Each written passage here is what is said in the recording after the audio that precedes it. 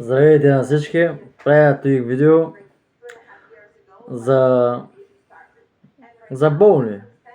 За болните, които са болни. Ама не такива от настинка или нещо, грип, нещо такова. Ами тия, които са по-сложни. Диагностицирани като диабет, като бъбречна недостатъчност, като сърдечна недостатъчност, като онкоболни, нали? Някакви неизлечими болести.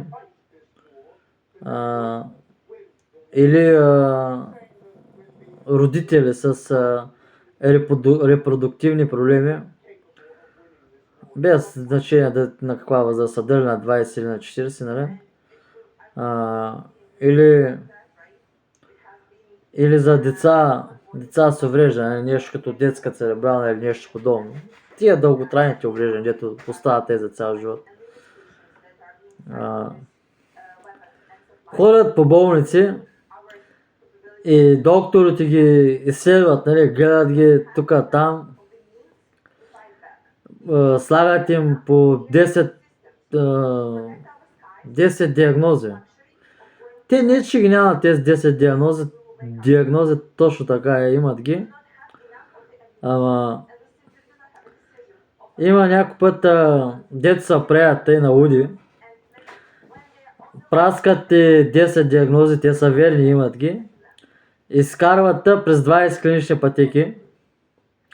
И виждат, че пак не става. И после те правят на шматка. Или ти казват отиди или скъде, те те потвърлят като топка от лотарийния билет, нали знаеш? Като влезе топката и падат парите. Същата работа нещо и накарат, като топчеца. Да, така. И понякога те знаят за какво става въпрос. Сега идвам на кълъч. Не могат да го направят и нещо, знаят какво е нещо. Ама виждат, че не могат, ама както да е. Сега не, че лекарите не трябва да ги има, напротив, те са, нали, те без тях не можем, трябва да ги има. Ама да си кажем направо си, някой път ти казват, само Господ може да ти помогне, а пък някой път ти казват, не ти казват, ами ти казват, отиди или си къде. Нали, подхвърлят тук там, а някой път работата е много лесна. Много лесна е. И то, защото днес много хора вредят на други хора и те се върти един кръг. Някой отива някъде на някой друг, вреди му. И този човек ходи по 10 доктора, вече сменят 10 болници, снимат, имат 20 диагнози, братко, сума ти пари плати, вика, не мога да се оправя, не мога. Ами не можеш, брат. Не можеш, защото то трябва някакъв път те да докоснат лекичко, так до рамото по гърба да докоснат и да кажат една молитва за тебе и да се оправи работа. Тоест, само с доктори не става. Само с доктори не става, както и обратното.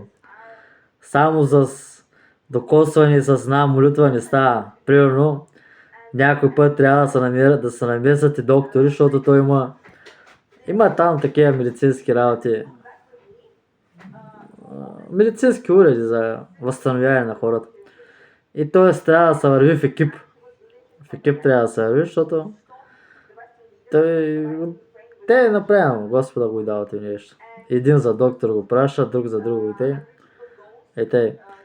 Ще искам да ви кажа, ако имате 10 диагнози, диабет, но и второ, трето или 2-3 диагнози, пък не се оправяте. С една молитва много лесно и бързо може да стане. И като минете с молитва, другия път като тиш на доктора, той вече може наистина да ти помогне. Да. И така сега да му мъкна нещо за докторите.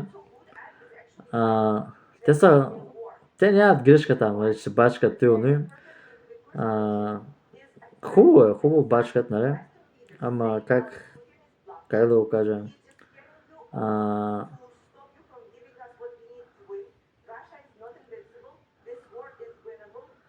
Излезе ми ти, забравих.